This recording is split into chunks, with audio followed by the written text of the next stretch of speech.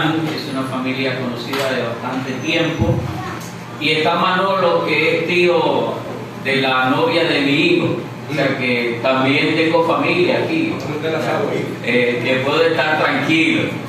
Así es que estamos agradecidos de que el Señor nos permita ser de edificación a esta congregación. Y en esta mañana quisiera hablar acerca de los dones que el Señor ha puesto para que nosotros lo usemos en la iglesia. Ustedes saben que cuando nosotros nos convertimos, simple y llanamente lo único que hicimos fue decir: Señor, creo en ti. Y el Señor, en su inmensa gracia y misericordia, ¿qué pasó? Hizo. Nos salvó sin haber hecho nada. Pero el Señor dice que ligera es mi carga. Ligera es mi carga. Lo que quiere decir que de ahí en adelante, si usted se convirtió, usted tiene una carga. Porque usted viene para una iglesia.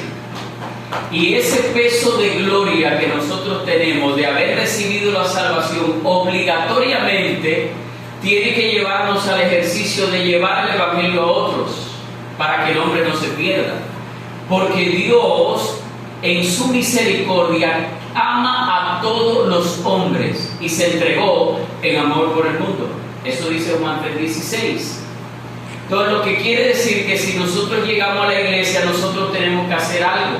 No podemos estar sentados solamente aquí en el banco haciendo nada. Cuando nosotros llegamos a la iglesia, nosotros tenemos que utilizar lo que el Espíritu Santo ha puesto en nosotros. Automáticamente nosotros nos convertimos de una vez, el Espíritu Santo nos sella y está con nosotros y está en nosotros. El apóstol Pablo, escribiéndole a los hermanos de Roma, después de haber analizado que Dios había encerrado a todo hombre, tanto al israelita como a nosotros los gentiles, en lo que es la incredulidad. Después de él haber analizado todo eso, él decía: hay un beneficio. ¿Cuál es el beneficio? La misericordia de Dios. El hombre está encerrado en el pecado, pero la misericordia de Dios nos trae a una iglesia. Y después de haber expuesto su punto de vista, el apóstol Pablo le dice a los hermanos de Roma, en el capítulo 2 y versículo 1, que es donde vamos a estar hablando, lo que es el uso de los dones. Y el uso de los dones es un acto que conlleva sacrificio. Ese es el primer punto que quiero tratar. Dice Romanos capítulo 12, versículo 1: por tanto, ruego, hermanos, por la misericordia de Dios, que presentéis vuestros cuerpos en sacrificio vivo, santo, agradable a Dios, que es vuestro servicio racional. Lo que nos está diciendo el apóstol Pablo es que el creyente, alcanzado por la misericordia de Dios, debe de presentarse en un acto que conlleva sacrificio. Porque tiene que separarse obligatoriamente del mundo para agradar a Dios. Presentar vuestros cuerpos, dice el apóstol Pablo. Y esto nos habla, nos significa que Dios te quiere a ti. No solo tu trabajo, no solo lo que tú haces. Él necesita un sacrificio vivo. Y nos recuerda que el sacrificio es vivo debido a que es traído al altar. ¿Recuerdan en el Antiguo Testamento? Había que llevar el cordero vivo para más luego sacrificarlo para pasar por el proceso. Que el sacrificio es vivo debido a que permanece vivo en el altar. Y así sigue hasta llegar a la culminación de entrega total en el sacrificio. Es lo que Cristo hizo en la cruz del Calvario. Él llegó un hombre dando ejemplo, haciendo milagros, sanando enfermos, hasta que hasta que llega a la culminación de entregarse en sacrificio por cada uno de nosotros, lavándonos con su sangre preciosa, para nosotros estar aquí redimidos y rescatados por Él. Y he querido llevar el mismo pensamiento de la palabra de Dios con respecto a que antes de nosotros poder desarrollar nuestros dones en la iglesia, tenemos que presentarnos en santidad delante de Dios. Y con una actitud de dar un servicio que es en sacrificio. Es como le dijo el rey David a Ornán cuando iba a comprar el terreno para levantar un altar. Efectivamente le dijo David a Ornán: compraré por su justo precio, porque no tomaré para Jehová lo que es tuyo. Y lo primero es, el primer punto es que no ponga a hacer a otro lo que a usted le corresponde.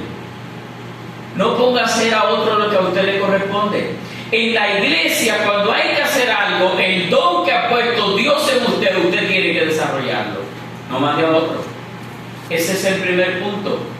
Y el segundo punto que dice David es: ni sacrificaré holocausto que nada me cueste. Y el segundo tiene que ver con darle valor a quien nos ha dado valor a nosotros al entregarse en sacrificio en la cruz del Calvario por nosotros. Darle el valor. No haré algo que no me cueste nada, porque cuesta servir a Dios y nosotros tenemos que entregarnos en sacrificio. Y esto debe de hacerlo consciente de lo que está haciendo. Pablo destaca que el creyente tiene que vivir una vida que no se conforma al estilo de vida de este mundo. Y es por eso que el segundo punto que quiero tocar es que el uso de los dones es un acto que conlleva renovar nuestra mente. Más bien, sabiendo que nosotros tenemos una lucha con nuestra vida que está afectada por el pecado, nosotros debemos de someternos al Dios de misericordia que nos haya amado a dar un cambio en renovación. Muchas gracias, mi hermano. De lo que pensamos, de lo que nosotros pensamos. Dice Romanos en el capítulo 12 y en el versículo 2: y no os conforméis a este mundo, mas transformaos por la renovación ¿de qué? De nuestra mente. Dice el apóstol Pablo escribiéndole a los hermanos de Corintios, que ustedes saben que era una iglesia fuertísima, una iglesia liberal, una iglesia muchas veces con mucha práctica del pecado, y el apóstol Pablo les dice en 2 Corintios capítulo 5 versículo 17: de modo que si alguno está en Cristo, que nueva criatura es, y que las cosas viejas pasaron, y que aquí que todas son hechas nuevas. ¿Por qué? Porque nosotros tenemos que renovar nuestra mente. El tercer punto que quiero tocar es que el uso de los dones es un acto que conlleva la unidad en el cuerpo de Cristo. Conlleva la unidad en el cuerpo de Cristo. Y es aquí en Romanos capítulo 12 que Pablo, al hablar a la iglesia, la compara con el cuerpo humano y las funciones que tiene el cuerpo humano. Hermano, miren, si usted alguna vez se pone a estudiar lo que es el cuerpo humano, usted se va a dar cuenta lo complicado y lo delicado que es el cuerpo humano. Solamente con usted ver, usted va a decir: Dios es un genio.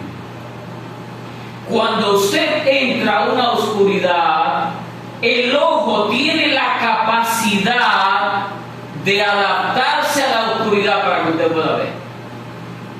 En inicio usted lo ve, pero a los 2 segundos usted está como si tuviera luz. Usted está viendo.